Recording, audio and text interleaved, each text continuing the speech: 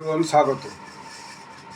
আমি মূলত জিওপলিটিক্সের নিউজগুলো নিয়ে আলোচনা করে অ্যানালিসিস করি। তো আজকে একটা দেশের খবর নিয়ে আলোচনা করব মূলত, and link with other few programs. আমি আজকে সকালে গত 1 আগস্ট থেকে আমাদের প্রধানমন্ত্রী নরেন্দ্র মোদীজির যে কার্যক্রম, সেই কার্যক্রমগুলো একটু ওনার যে এক্স হ্যান্ডেল আছে সেই এক্স হ্যান্ডেলে যে সার্চ করে দেখছিলাম। তো উনি তো এক্স হ্যান্ডেলে নিয়মিত সারাদিন কী কী করেন না করেন সেগুলো পোস্ট করেন। তো সেগুলোর যে ঘটনাক্রমটা সেটা আমি বলি 1 আগস্ট থেকে। 1 আগস্ট থেকে তিনি যে স্বাধীনতা দিবস আসছে 15ই আগস্ট, সেই 15 আগস্টে কী কী বিষয় নিয়ে তিনি আলোচনা করবেন সেই ব্যাপারটা নিয়ে সবার কাছে তিনি জানতে চান যে আপনাদের পরামর্শ সেটা বলুন। এটা আগেও উনি করেছেন, তার লিঙ্ক দেওয়া আছে এবং সেই লিঙ্কে সবাইকে সেই সমস্ত বিষয়গুলো পরামর্শ করতে বলা হচ্ছে। তারপরে দেখলাম তিনি চলে গেছেন কাশী 2 তারিখে। একদিকে দেখা যাচ্ছে আমেরিকান প্রেসিডেন্ট ডোনাল্ড ট্রাম্প ভারতের উপর ডেলি একটা করে ট্যারিফ চাপিয়ে যাচ্ছে, আর এখানে আমাদের প্রধানমন্ত্রী নরেন্দ্র মোদীজি তিনি কী করছেন, প্রতিদিন একটা করে দেশের মধ্যে যাকে বলে ছক্কা মেরে যাচ্ছেন। যদি বলেন কেন, আমি দেখলাম কাশীর যে তাঁর বক্তব্যটা, কাশী তার নিজস্ব কনস্টিটুয়েন্সি, লোকসভা ভোটে তিনি এখান থেকে জয়লাভ করেন, সেখানে ব্যাপক সংখ্যক মানুষের কাছে তিনি বক্তব্য রাখছেন এবং সেখানে তিনি যা যা করেছেন, যে কিষাণ সম্মান নিধির একটা কিস্তি সেখানে কিষাণদের মধ্যে বিলি করেছেন এবং তারপর সেখানে প্রচুর দিব্যাঙ্গ মানুষের হাতে ট্রাইসাইকেল থেকে শুরু করে এবং অন্যান্য বিভিন্ন জিনিসপত্র তিনি তুলে দিয়েছেন বেশ কয়েকজনকে। যদিও সেটা শুনলাম বেশ 1000, 1200, 1500 মানুষকে দেওয়া হবে এবং কোনো একটা ব্যাংক সেটাতে তার সিএসআর থেকে এটাকে ব্যবস্থা করেছে। তো ফলে সেইটা একটা দেখা গেল। তারপর দেখলো সেখানে তিনি মিটিংয়ে যেটা সবচেয়ে বেশি করে গুরুত্ব দিলেন সেটা হচ্ছে একটা নতুন ফর্মুলা বললেন, সেটা হচ্ছে যে স্বদেশি আপনাও। অর্থাৎ আমাদের দেশে যে সমস্ত জিনিসপত্র তৈরি হচ্ছে সেই সমস্ত জিনিসপত্রই বাজার থেকে কেনাকাটা করো দেখার আগে, যাতে কমসে কম ভারতীয় কোনো কলাকার, ভারতীয় কোনো শিল্পী, ভারতীয় কোনো কারিগর তার কোনো না কোনোভাবে কন্ট্রিবিউশন আছে। অর্থাৎ তিনি মানে দেশের যে আভ্যন্তরীণ বাজারটা, সেই বাজারটাকে তিনি ভীষণভাবে আবার বুস্ট দেওয়ার চেষ্টা করলেন। এত মানুষের কাছে তিনি এই কথা বললেন, শুধু তাই নয়, এবং যে টিভি নিউজের মধ্য দিয়ে, ইউটিউব নিউজের মধ্য দিয়ে তার নিজস্ব যে অ্যাপস আছে এবং তার নিজস্ব যে বিভিন্ন সোশ্যাল মিডিয়া অ্যাকাউন্ট আছে সেখান থেকে কোটি কোটি মানুষের কাছে তার এই বক্তব্যটা পৌঁছে গেল। শুধু তাই নয়, বললেন যে ইউপিতে যে মিসাইল এবং ব্রহ্মোস বলবে, সেই ব্রহ্মোস এবং মিসাইল পৃথিবীর মধ্যে সবচেয়ে একটা শক্তিশালী আগ্নেয়াস্ত্র হিসাবে এখানে দেখা দেবে। তারপরে তিনি যে 3 তারিখে তিনি হচ্ছে কেওয়াইসি ড্রাইভ দিলেন, যে যাতে করে সারা দেশের মধ্যে যে নো ইয়োর কাস্টমার এইটাকে অনেক বেশি করে গুরুত্ব দেওয়া হয়। তারপরে দেখা গেল তিনি দীনদয়াল উপাধ্যায় যে পোর্ট, সেই পোর্ট কান্ডিয়াতে, সেই পোর্টকে তিনি কমিশনিং করলেন এবং সেই পোর্ট থেকে আগামী দিনে কী কী বিশেষ ভারতের লাভ হবে সেই বক্তব্যটা তিনি সেখানে বললেন। এবং সেখানে তিনি তারপরে পন্ডিচেরির যে চিফ মিনিস্টার এন রঙ্গস্বামী, তার ব্যাপারে তাকে বিশেষ করে তার জন্মদিনে তাকে গ্রিটিংস জানালেন। এরপর দেখা গেল আমাদের ঝাড়খণ্ডের যে প্রাক্তন জেএমএম নেতা শ্রদ্ধেয় শ্রী শিবু সোরেনজি, তিনি সভাপতি ছিলেন, তিনি বিভিন্ন সমস্যায় ভুগছিলেন। তো সেই স্বর্গত শিবু সোরেনজির ছেলে ঝাড়খণ্ডের মুখ্যমন্ত্রী হেমন্ত সোরেনজি সেখানে হসপিটালে পৌঁছে তাকে শ্রদ্ধাঞ্জলি বিনিময় করেন এবং তার পরিবারের সঙ্গে দেখা করেন এবং তার পরিবারকে এই দুঃখের দিনে ভীষণভাবে সান্ত্বনা দেন। অর্থাৎ বলছি এই জন্য যে নরেন্দ্র মোদী কীভাবে প্রত্যেকটা দিন কত এফেক্টিভভাবে তিনি কাজে লাগাচ্ছেন এবং এর সাথে সাথে যে পিএম ইন্ডিয়ার যে কাজ, যে সমস্ত ফাইল তার দেখার কথা, সে সমস্ত ফাইলও তিনি অবশ্যই দেখছেন। তারপরে দেখা গেল তিনি কী করলেন, তারপরে যে ফিলিপিন্সের প্রেসিডেন্ট ছিল, সেটা নিয়ে আমি একটা ভিডিও আগে করেছি, যে ফার্নান্ডেজ ফার্নান্ডিজ আর মার্কোস জুনিয়র, তিনি এসেছিলেন। তাকে রাষ্ট্রপতি ভবনে রিসিভ করলেন, তার সঙ্গে বসে মিটিং করলেন, বাইলেটারাল মিটিং করলেন। দু দেশের পক্ষে যে অফিসাররা আছে তারা একসঙ্গে বসে অনেকগুলি বিষয়ে গুরুত্বপূর্ণ আলোচনা হলো এবং বেশ কিছু নতুন নতুন চুক্তি স্বাক্ষরিত হলো। এবং আমাদের যে এই ফিলিপিন্সের যিনি প্রধানমন্ত্রী, তিনি প্রেসিডেন্ট, তিনি যে এসেছেন এবং তিনি অত্যন্ত উচ্ছ্বসিত হয়েছেন এবং তিনি একটা ফার্স্ট পোস্টকে একটা ইন্টারভিউ দিয়েছেন। আমি সেই ইন্টারভিউটা আমি শুনেছি। He is very delighted to visit India. সে ভীষণভাবে নিজেকে গৌরবান্বিত মনে করছে এবং ভারতের সঙ্গে বিভিন্ন বিষয় নিয়ে টেকনোলজি ট্রান্সফার, মিলিটারি ইকুইপমেন্টস এবং হেলথ, এনভায়রনমেন্ট সমস্ত বিষয় নিয়ে বেশ কিছু চুক্তি স্বাক্ষরিত হয়েছে। যে চুক্তিগুলো আগামী দিনে দুই দেশের উন্নতিতে ভীষণভাবে কাজে আসবে। এবং রাষ্ট্রপতি ভবনে মাননীয় রাষ্ট্রপতি দ্রৌপদী মুর্মুজি এবং তিনি এবং ওই যে ফিলিপিন্সের প্রেসিডেন্ট এবং তাঁর স্ত্রী, তারা সেখানে ফটো অফ দেখিয়েছেন এবং সমস্ত দেশের এবং পৃথিবীর মানুষের কাছে তাকে সেই যে নিজেদের মধ্যে যে যোগাযোগটা সেইটা তিনি হচ্ছে যে সবার কাছে প্রকাশ করেছেন। এরপর দেখা গেল তিনি একটা মিটিং করলেন এনডিএর সমস্ত সাংসদদের নিয়ে, রাজ্যসভা এবং লোকসভা সাংসদদের নিয়ে। কারণ দেখা গেল কি যে বিরোধী দলগুলি রাজ্যসভা এবং লোকসভাতে ভীষণভাবে কাজে ব্যাঘাত আনছে এবং সরকারের পক্ষ থেকে যে সমস্ত বিল পেশ করার কথা ছিল সেই সমস্ত বিল পেশ করা এবং সেই সমস্ত বিলকে পাস করানো, সেটা নিয়ে একটা সমস্যা ছিল। এই নিয়ে শুরুর দিক থেকেই একটা ভীষণ টানাপোড়েন চলছিল সরকারের সঙ্গে অপোজিশন দলের বিভিন্ন ইস্যু নিয়ে। প্রথম তো অপারেশন সিন্দুর এবং তাতে ভারতের কী ক্ষতি হয়েছে সেটা বলতে হবে। তো বিরোধী দলরাও এখন কী হয়েছে, তাদের যে নিজেদের গুরুত্বটা দেশবাসীর কাছে নিজেরা এই সমস্ত প্রশ্ন করে কিন্তু হারিয়ে তুলছে। আমি সোশ্যাল মিডিয়াতে যে সমস্ত যে কমেন্টসগুলো দেখছি সেই কমেন্টস থেকেই বোঝা যায় যে কীভাবে তাদের নিজস্ব যে জনসমর্থনের যে ভিত্তিটা সেটা আস্তে আস্তে কীভাবে খসে যাচ্ছে। তো তিনি ধীরে ধীরে কী করলেন বুঝলেন যে এটাকে সবসময় এই কংগ্রেসের কথায় বা অন্যান্য রাজনৈতিক যে অপোজিশন দলগুলির কথায় মাথা না ঘামিয়ে সংসদ দিকে বললেন যে আপনারা আপনাদের কাজ করুন, আমাদের এই সেশনে অনেক বেশি বিল টিল পাস করার ব্যাপার আছে, সেই বিলগুলো আমাদেরকে পাস করতে হবে, আপনাদের কোনো ভয় পাওয়ার ব্যাপার নেই, আপনারা হচ্ছে কি যে অবশ্যই আপনাদের কাজটা করে যান। এরপর তিনি চলে গেলেন কর্তব্য ভবনকে উদ্বোধন করতে। আপনারা বোধহয় জেনে থাকবেন যে কর্তব্য ভবন অর্থাৎ যে সেন্ট্রাল সেক্রেটারিয়েট অর্থাৎ ভারত সরকারের যে দপ্তরগুলি, সেই দপ্তরগুলি বিভিন্ন জায়গায় ছড়িয়ে ছিটিয়ে ছিল।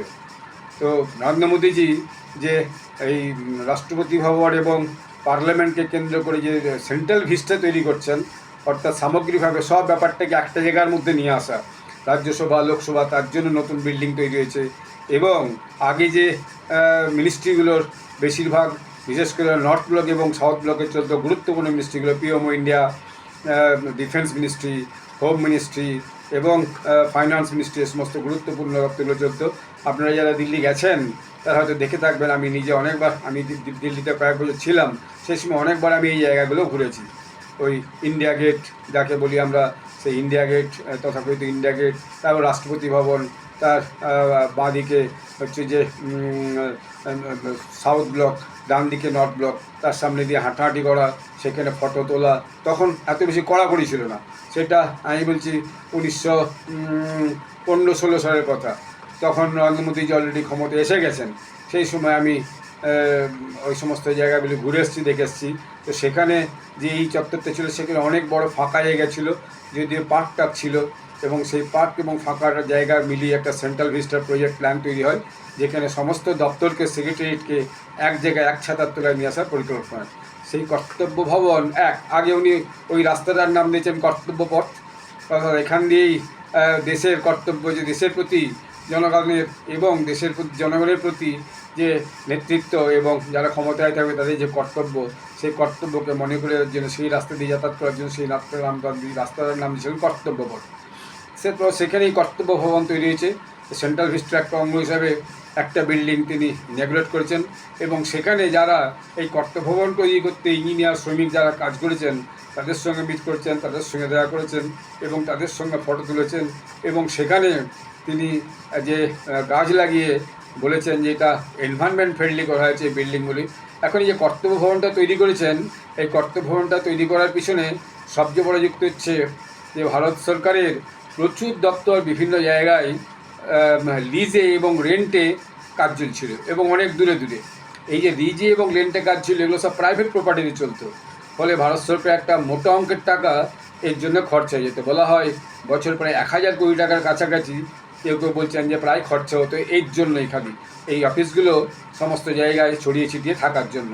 সেই অফিসগুলোকে তিনি ধীরে ধীরে একটা ছাতার তলায় নিয়ে এসছেন এবং সেখানে যাতে বিভিন্ন দপ্তরের সঙ্গে কোঅর্ডিনেশনটা সবচেয়ে দ্রুত হয়, তাড়াতাড়ি হয় এবং ফাইল নিয়ে চালাচালির যে ব্যাপারটা হয় সেটা যাতে দ্রুত হয় সেই ব্যবস্থাটা তিনি করেছিলেন। এবং সেই কর্তব্যভবনে উদ্বোধন করে তিনি একটা সুন্দর বক্তব্য রেখেছেন যে এই কর্তব্যভবনের আসল উদ্দেশ্যটা কী, কর্তব্যভবন থেকে কীভাবে সমস্ত তেজ ফয়সালা মানে তাড়াতাড়ি সমস্ত সিদ্ধান্ত তৈরি হবে এবং পার্লামেন্ট থেকে পঞ্চায়েত পর্যন্ত যে বিকাশ কার্যক্রম, সেই বিকাশ কার্যক্রম কীভাবে নিচেতলা পর্যন্ত পৌঁছে দেওয়া হবে।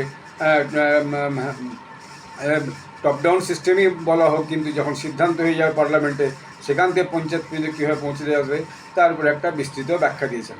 এখনই কর্তব্য ভবন এটাকে নিয়ে একটা মস্ত বড় সমস্যা আছে।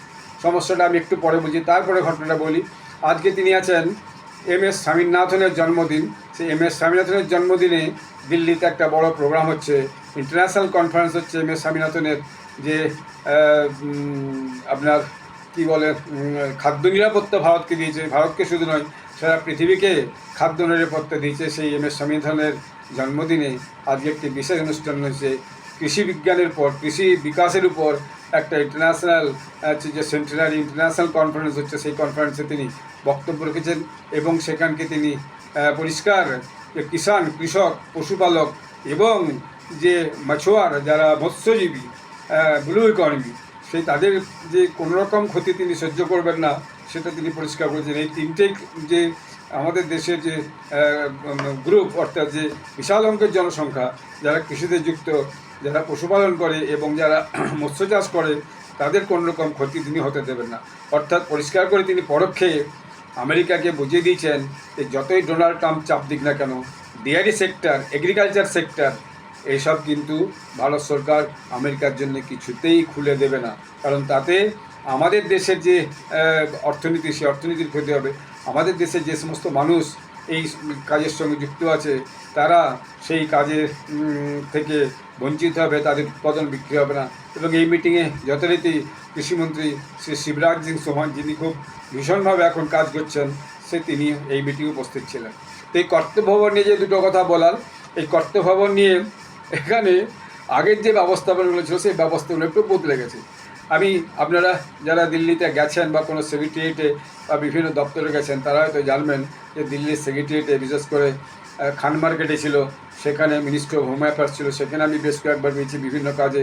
এছাড়া শাস্ত্রী ভবনে গেছি, যেখানে বড় বড় অফিসাররা বসতো একটা প্রজেক্টের ব্যাপারে, সেখানে সেই সেক্রেটারি লেভেলের একজন অফিসারের সঙ্গে 2-3বার দেখা করতে, পরবর্তীকালে সেই প্রজেক্টটা কেন্দ্রীয় সরকারের প্রজেক্ট, সেই প্রজেক্টটা চালু করা সম্ভব হয়েছিল। আমি যে ফলো আপ করে দেখেছি বড় বড় বাবুদের বড় বড় একটা করে ঘর, একটা ঘর নয়, একটা বিশাল ঘর, তার একটা ছোট ঘর, সেইখানে একজন আর্দালি বসে থাকবে, অর্থাৎ একজন পিয়ন বসে থাকবে।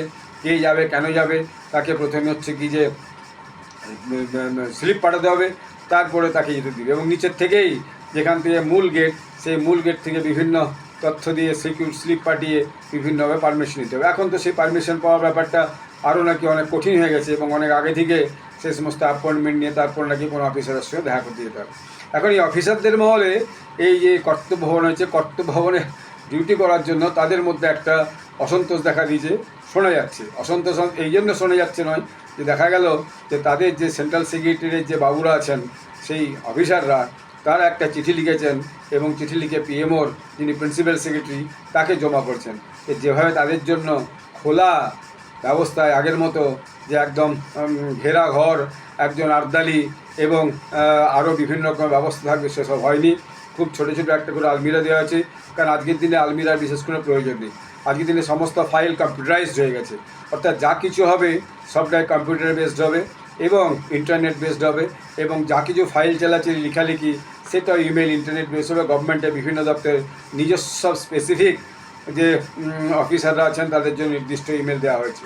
এখন এতে বাবুদের অসুবিধা, কারণ এটা আমি শুনেছি এটা জাপানের একটা স্টাইল বলা যায়, যে জাপানে নাকি এই বিভিন্ন অফিসে, সরকারি অফিসে সেখানে একদম খোলা, এই বুক পর্যন্ত একটা খালি আপনার গার্ড থাকবে, বাদ বাকি কি থাকবে না, সবাই ওপেন স্পেসে সেগুলোতে যে যার কাজ করবে এবং একজন আর যেমন কেউ ডিস্টার্ব করবে না। যদিও জাপানে অন্য রকমের ডিসিপ্লিন আছে সমস্ত কাজের ক্ষেত্রে, সেই জন্য এত ছোটো জায়গা হয়েও দ্বিতীয় বিশ্বযুদ্ধে অত বড় আক্রান্ত হওয়ার পরেও কিন্তু জাপান আজকে উঠে দাঁড়িয়েছে।